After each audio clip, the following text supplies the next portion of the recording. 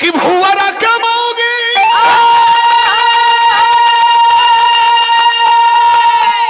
हर जाती बोलबो कद बेच के भुवरी सजनवा हमरो बोलमुआ हमरो की धराई दो पटना से कोनो गाड़ी कि हाथ माथ जड़ बिनती करी कि अब तो रौरे के गोहरा तो अपना मुसवे पो ए बाबा मुसवे पो जय हो तो अपना मुसवे पर सवार होके सुमिरन में आई पर सवार होके सुमिरन में आई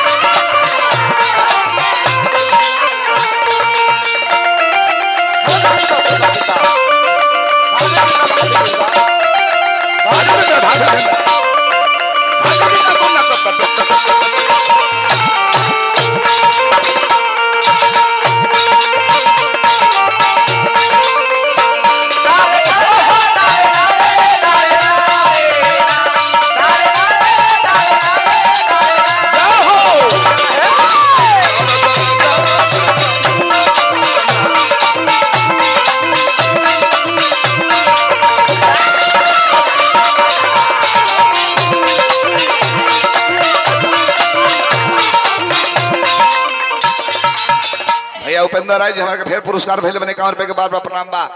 भैया बलराम यादव जी कर खास है वहां कहे का वहां के खुदरा नोट भेजबे ना करिले अब भीतर पूछ जाए के बार प्रणाम हां जी भीतर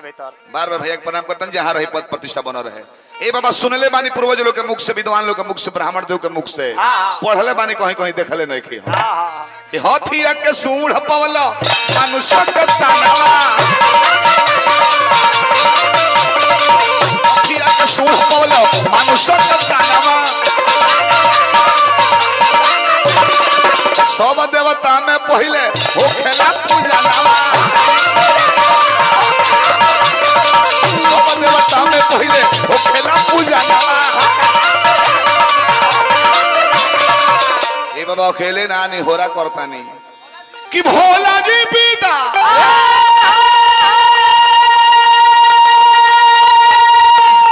हर पार्वती माई के संग ही ले तो अपना मुस्तवे पो ए बाबा मुस्तवे पो अपना वो मुस्तवे पर सवार होके सुमिरन में आए अपना मुस्तवे पर सवार होके सुमिरन में आए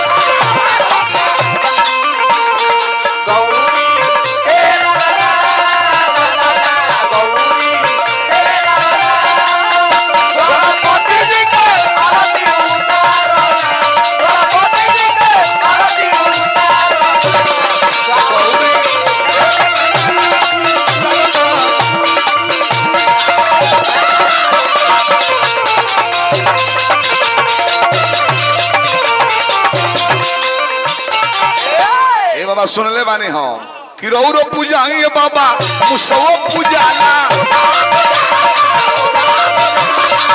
रौरो पूजाई बाबा मुसवो पूजाला जहां जहां जाइले बाबा संगे संगे जाला जहां जहां जाइले बाबा संगे संगे जाला यह संगत के दिन हो हां जी संगत गणेश जी के गोल लागे बस संगे संगे मुसो लड्डू चढ़ता कि ना हां जी ओहो कुटरा होता लड्डू लेके हां जी से कहता नहीं हम कि रौरो पूजाई बाबा मुसवो पूजाला आ जहां जहां जाइले बाबा संगे संगे जाला जहां जहां जाइले बाबा संगे संगे जाला तो अरविंद का पूजले